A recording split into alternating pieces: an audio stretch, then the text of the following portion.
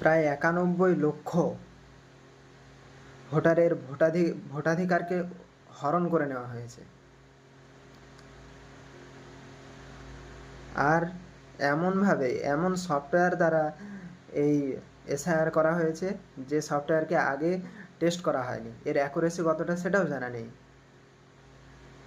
আর মানুষদের ২০ বছর আগে যে অফিসার কোনো এক মানুষের সামান্য হয়তো নাম ভুল লিখেছে, তার কারণে আজকে তার মানে সিটিজেনশিপ বাদ হতে চলেছে।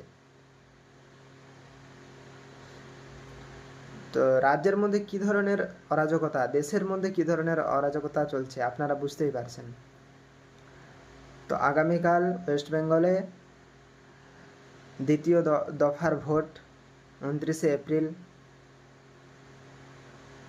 তো যে সমস্ত বৈধ ভোটারদের ভোটাধিকার অন্যায়ভাবে হরণ করে নেওয়া হয়েছে, আপনারা তাদের পক্ষে ভোট দিন।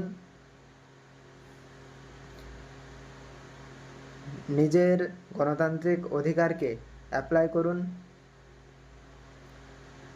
যারা দেশের মধ্যে অরাজকতা সৃষ্টি করতে চায়, সাম্প্রদায়িক দাঙ্গা বাঁধিয়ে দিতে চায়, তাদের বিরুদ্ধে রুখে দাঁড়ান।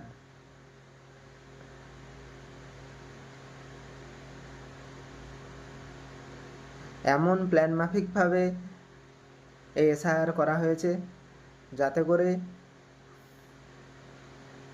বেশির থেকে বেশি মুসলিম ভোটারদেরকে ভোটাধিকার থেকে বাদ দেওয়া যায়, তার চেষ্টা করা হয়েছে।